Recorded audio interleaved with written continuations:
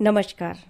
अनमोल कृतियाँ channel पर एक video पर मैंने गौमाता लेख का वाचन किया था, जो डॉक्टर सुरेश चंद्र तिवारी द्वारा लिखित पुस्तक सनातन धर्म अधिष्ठाता श्री सीताराम से लिया गया है। आज मैं सुना रही हूँ मेरे भाई डॉक्टर सुरेश चंद्र तिवारी द्वारा प्रेषित लेख गौ सेवा युवा क्रांति का सूत्र।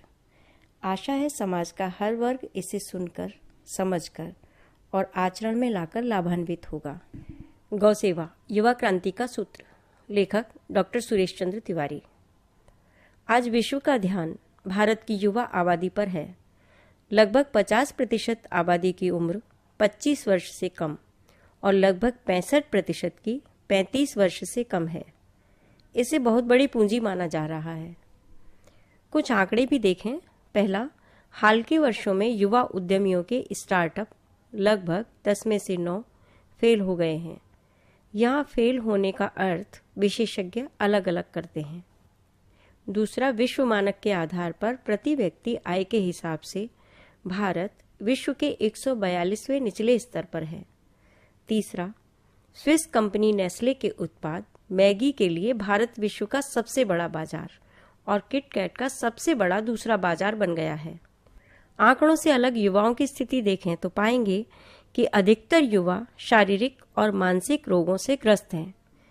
गृहस्थ धर्म तो बहुत दूर, विवाह भी 30-35 वर्ष की उम्र के बाद करते हैं या नहीं करते हैं। लिव इन रिलेशन का प्रचलन बढ़ रहा है। परिवार और पारिवारिक संस्था लगभग समाप्त हो रही है। यह स्थिति केवल बड़े शहरों में ही नहीं, गांवों में भी है। ऐसा क्यों हो रहा है? इस प्रश्न का उत्तर 2 प्रकार के विश्लेषण से मिलेगा। बाहरी कारक और मूल कारण। बाहरी कारणों को समझने के लिए स्वतंत्रता के बाद से आज तक जो व्यवस्था रही है उसका आकलन करना होगा। इसे प्रमुख रूप से 3 चरणों में विभाजित किया जा सकता है। पहला चरण, स्वतंत्रता के बाद ब्रिटिश राज की व्यवस्था थोड़े बहुत बदलाव के साथ चालू रही। लगभग सन 1985 तक के इस काल में विज्ञान और प्रौद्योगिकी को और आधुनिक भारी उद्योगों को सर्वाधिक महत्व दिया गया। आधुनिक विकास की पश्चिमी देशों की नकल पर सड़क, बिजली, अस्पताल, कॉलेज आदि का विस्तार हुआ। शिक्षा पद्धति तो मैकाले की ही रही, पर सरकारी स्कूलों और कॉलेजों में गरीबों के बच्चे भी शिक्षा पाने लगे। इसी काल में केमिकल फर्टिलाइजर, पेस्टिसाइड्स, ट्रैक्टर संचालित हरित क्रांति का उदय हुआ। इस व्यवस्था ने जन्म दिया ऐसे युवा वर्ग को जो डॉक्टर, इंजीनियर, प्रशासनिक सेवा का सपना देखता, आदर्श समाज और राष्ट्र के प्रति सरोकार रहा अवश्य, पर गहरा और स्थिर नहीं। प्राचीन संस्कृति परंपरा से जुड़ाव क्षीण होकर भोग विलास की उपभोक्तावादी जीवन शैली की ओर आकर्षण बढ़ा। माता पिता भी अपने बच्चों का सुनहरा भविष्य इसी दिशा में सोचने लगे और स्वयं भी पश्चिमी चकाचौंध से अभिभूत दिखे। दूसरी ओर हरित क्रांति ने किसानों के जीवन में ऐसा परिवर्तन शुरू किया जो उन्हें गाय और गोधन से विमुख करने लगा। धन कमाने और गांवों को भी शहरों की तरह विकसित बनाने की लालसा प्रबल होने लगी।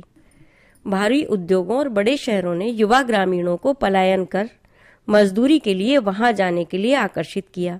यह दूसरा युवा वर्ग था जो शिक्षा से लगभग वंचित बड़े शहरों की झुग्गी झोंपड़ियों में निर्वसन जीवन जीने लगा। कुल मिलाकर इस चरण में ऐसे जनमानस का निर्माण हुआ जो भौतिकवाद, भोगविलास, उपभोक्तावाद के जाल में फंसा था। जन आकांक्षा इन्हें पाने को आतुर थी। संयुक्त परिवार नष्ट हो रहे थे। दूसरा चरण, इन जन आकांक्षाओं का विदेशी कंपनियां लाभ उठाने के लिए तत्पर थीं। नई शिक्षा नीति 1986 में बहुत बड़ा और अनिष्टकारी प्रावधान लाया गया, मानव संसाधन विकास के सिद्धांत के आधार पर। इसका जन्म अमेरिका में हुआ। यह मनुष्यों को व्यापारिक वस्तुओं की तरह परिभाषित करता है। मानव संसाधन का विकास अर्थात कैसे मनुष्यों का व्यापारिक मूल्य बढ़ाया जाए, यह शिक्षा कही गई। दूसरी ओर भूमंडलीकरण के नाम पर बहुराष्ट्रीय कंपनियां भारत को बड़ा बाजार बनाकर आर्थिक गुलामी का षड्यंत्र रच रही थी। उपभोक्तावाद के प्रति जनमानस का प्रबल आकर्षण और शिक्षा का व्यवसायीकरण उनके इस षड्यंत्र को सफल बनाने में सहायक हुए। अब भारत ब्रिटिश दास्ता से अमेरिकी दास्ता की ओर बढ़ने लगा। इस काल में अर्थात 1986 से लगभग 2005 तक युवा साइबर कुली बनने लगा, परिवार का विघटन होने लगा, पर माता पिता धन लिप्सा में इससे उदासीन रहे।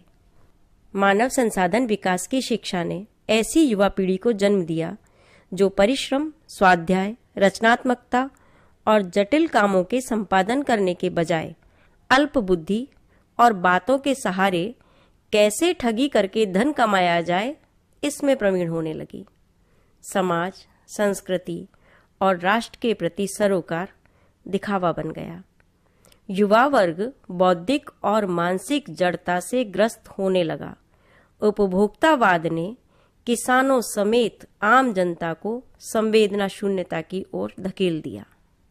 तीसरा चरण, कृत्रिम बुद्धिमत्ता और सूचना प्रौद्योगिकी का उपयोग यदि सूचना के आदान प्रदान एवं जानकारी और ज्ञान के प्रचार प्रसार तक सीमित रखा जाए तो कई स्थितियों में इनका उपयोग जनहित में हो सकता है, किंतु इसके लिए सरकार और लोक हितकारी संस्थाओं को इन्हें आर्थिक आधार देना होगा।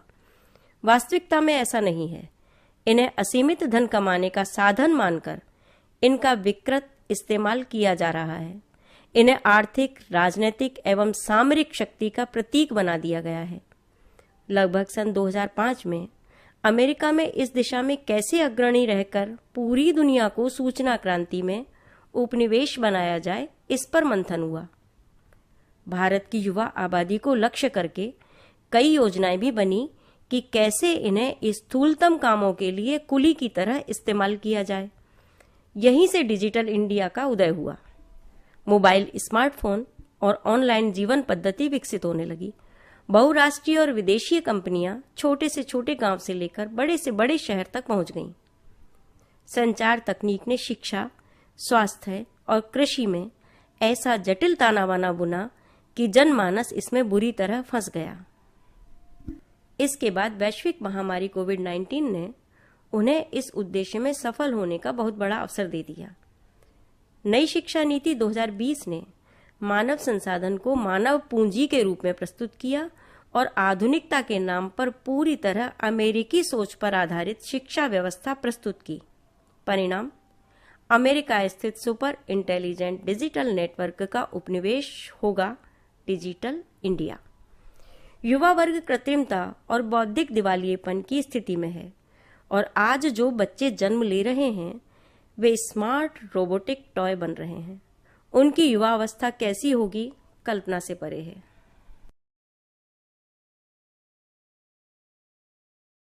आधुनिक विकास और डिजिटल विश्व मानवता के लिए सबसे बड़ा खतरा है। मेरी पुस्तकें और कृषि पर लेख विस्तार से शोधपरक जानकारी देते हैं। स्क्रीन पर इनके बारे में देखें और इनका अध्ययन अवश्य करें।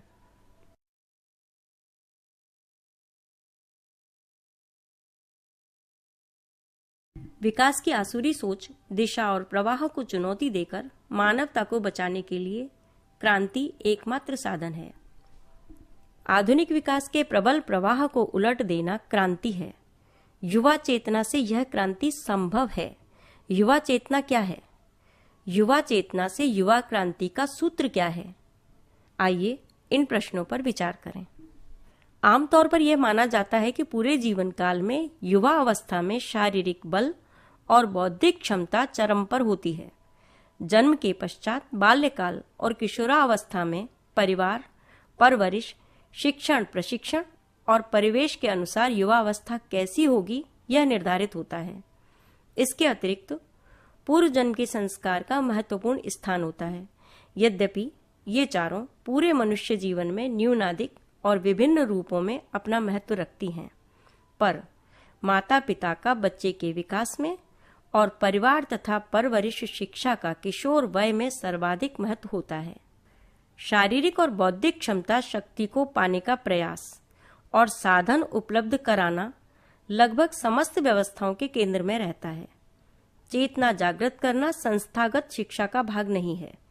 चेतना को दो स्तर पर देखा जा सकता है। पहला, बाह्य जगत की जानकारी और संज्ञावान मन का बोध। दूसरा, अंतर मन के सूक्ष्म स्तर की अनुभूति। विवेक बुद्धि, सत्यनिष्ठा, निर्भीकता एवं ओजस्विता ये अंतर्मन की चेतना से विकसित होते हैं।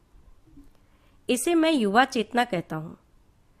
युवा चेतना आयु की परिधि से बाहर है, अर्थात बालक, युवा या वृद्ध कोई भी युवा चेतना प्राप्त कर सकता है अथवा युवा चेतना से युक्त हो सकता है। उदाहरण के लिए कठोपनिषद में बालक नचिकेता की सत्यनिष्ठा और निर्भीकता से उसे आत्मज्ञान मिलने की कथा मनन करने योग्य है। युवा गदाधर ने अपने विवाह के लिए न केवल सम्मति दी अपितु 5 वर्ष की जयराम बाटी गांव की कन्या को चिन्हित किया। उनका विवाह 24वें वर्ष में हो गया। उन्होंने अपनी पत्नी को शिक्षा दी और उन्हें आनंदमयी माता के रूप में देखते हुए दैहिक संपर्क न रखने का संकल्प किया। युवावस्था में युवा चेतना का यह अद्वितीय क्रांतिकारी उदाहरण है। तुलसीदास जी ने 76 वर्ष की आयु में हिंदी में रामचरितमानस ग्रंथ की रचना शुरू की। संस्कृत के विद्वान होते हुए भी हिंदी में रचना एक अभूतपूर्व क्रांतिकारी घटना थी। काशी के विद्वानों ने उनकी निंदा की और कष्ट भी दिए। राम कृपा से युवा चेतना का संचार इस रचना के मूल में है। युवा अवस्था में 6 विकारों काम, क्रोध, मोह, मद, मत्सर और लोभ में से काम, क्रोध और मद का प्राबल्य रहता है। तप एवं संयम युवा अवस्था के लिए परम आवश्यक है। युवा चेतना जागृत हो, इसके लिए साधना का मार्ग है। स्वाध्याय, मन और शरीर का तप तथा अंतर जगत की ओर ध्यान। भक्ति का मार्ग श्रद्धा और विश्वास की प्रमुखता के कारण साधना का सुलभ मार्ग है। गौ सेवा से तप, संयम, साधना सहजता से होने लगते हैं। गौ का भौतिक रूप भक्ति साधक के लिए माता है। सेवा का अर्थ मातृभाव से सेवा। इससे युवा चेतना का उदय होगा। गौ आधारित जीवन पद्धति आत्मनिर्भर बनाने वाली, भौतिक सुख देने वाली और आध्यात्म की ओर प्रेरित करने वाली है। युवा चेतना से युवा क्रांति का सूत्र गौ केंद्रित व्यवस्था और जीवन पद्धति में है। यह प्रबुद्ध विकास है। इसकी दिशा आधुनिक भोगवादी विकास के विपरीत है। प्रबुद्ध विकास क्रांति है। युवा चेतना जागृत करने का मार्ग है, पर युवा क्रांति का मार्ग नहीं। क्रांति स्वयं नया मार्ग बनाती है। यह क्रांति रात्रि के पश्चात सूर्योदय की आभा है। यह क्रांति चर अचर को आलोकित करने वाली है, सुख देने वाली है। युवा चेतना की परिणति आत्मानुभूति है। प्रबुद्ध विकास को भौतिक विज्ञान के एंट्रोपी और एक्शन के आधार पर समझने का प्रयास किया गया है। इस बारे में मेरी पुस्तकों में चर्चा की गई है। जहां तक कृत्रिम बुद्धिमत्ता और डिजिटल युग की बात है, तो ये युवा चेतना के समक्ष वानर कौतुक से अधिक कुछ नहीं है। इसका कारण है कि आधुनिक कंप्यूटर विज्ञान और सर्वोत्कृष्ट क्वांटम कंप्यूटर मानव चेतना की संज्ञावान मन और बुद्धि पर आधारित हैं और ये अधिकतम चेतना के इस स्तर को ही प्रभावित कर सकते हैं। अंतर्मन की चेतना इंद्रियों से परे है, अर्थात युवा चेतना के समक्ष ये गौण हैं। मैंने अपनी पुस्तक टाइम ट्रांसेंडेंस ट्रुथ में इस विषय में लिखा है। स्क्रीन पर देखें। इसका अर्थ है कि युवा चेतना होने पर डिजिटल प्रपंचों से अछूता रहना सहज और स्वाभाविक है, किंतु युवा चेतना जागृत करने की साधना करने वाले के लिए बहुत सावधानी की आवश्यकता है। जब तक संयम का विकास न हो, मोबाइल और इंटरनेट के उपयोग पर संकल्प लेकर पूरा प्रतिबंध लगाना। संयम होने पर केवल सूचना के आदान प्रदान के लिए मोबाइल का उपयोग और केवल आसानी से उपलब्ध न होने वाले प्रामाणिक साहित्य या जानकारी के लिए इंटरनेट का उपयोग। प्रश्न किया जा सकता है कि गौ सेवा के लिए आर्थिक संसाधन कहाँ से आएंगे? इसे समझने के लिए पहले ये विचार करें कि पैसे का वास्तविक मूल्य क्या है। पैसा एक चिन्ह है जिसका मूल्य समाज और सरकार निर्धारित करते हैं। इसमें 6 विकारों में से प्रमुख लोभ और सहायक काम और मोह से आम जनता के मानस को चालाकी से प्रभावित किया जाता है। उदाहरण के लिए क्रिकेट एक खेल है और क्रिकेटर करोड़पति। सिनेमा मनोरंजन करने वाले, जिन्हें कलाकार कहा जाता है, से बनता है, और ये सिने कलाकार करोड़पति हैं। समझ लीजिए पैसे का क्या मूल्य है। वहीं अमृत तुल्य गाय का दूध है, आज इसका क्या मूल्य है? दिन भर कठोर श्रम करने वाले मजदूर को कितना पैसा मिलता है? युवा चेतना से युवा क्रांति का अर्थ ही है कि मिथ्या के आवरण को हटाकर सत्य की अनुभूति। संसाधन आर्थिक अथवा अन्य कोई स्वतः बनते जाएंगे। साधना तो हो, चेतना तो हो, क्रांति का सूत्र तो समझ आए। नमस्कार।